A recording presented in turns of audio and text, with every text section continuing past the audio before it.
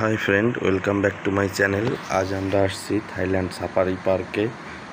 বিভিন্ন ধরনের প্রাণী দেখছি। এখানে কিছু হরিণ দেখা যাচ্ছে, এগুলো হচ্ছে বাংলাদেশের চিত্রা হরিণ। কিছু গরু দেখা যাচ্ছে, এগুলোর মাথার শিং অনেক বড়, 6 ফিটের মতো। সেখান থেকে আমরা যাচ্ছি লায়নের কাছে।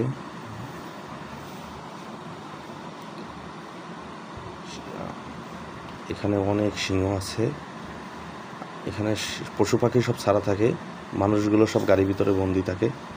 দেখেন অনেক সিংহ ঘুমাচ্ছে এখানে। এখান থেকে মনে হচ্ছে দূরে একটা 3টা দেখাচ্ছে, কিন্তু না, এখানে অনেকগুলো সিংহ আছে, সব খেয়ে দিয়ে ঘুমাচ্ছে। একটা উঠে দাঁড়ালো।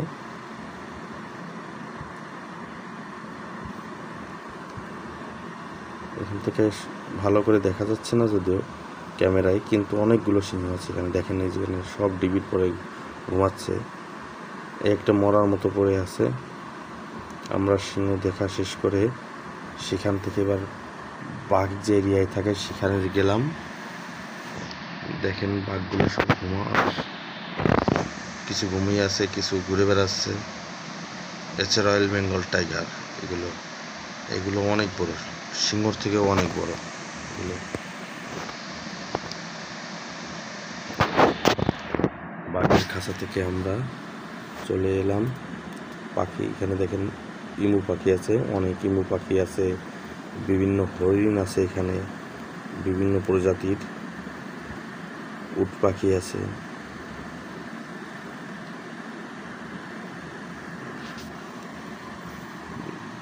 অনেক সুন্দর জায়গাটা।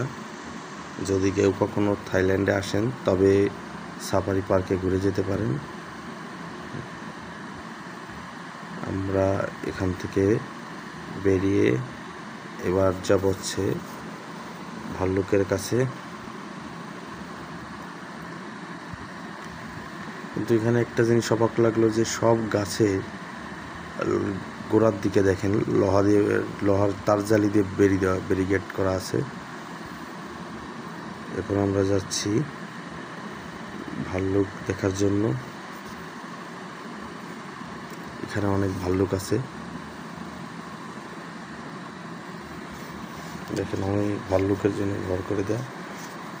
সেভাবে হয়তো ভিডিও করতে পারছি না, কিন্তু এখানে অনেকগুলো ভাল্লুক আছে।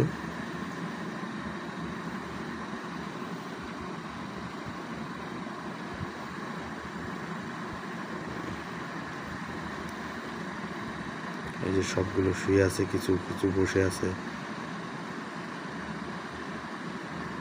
এই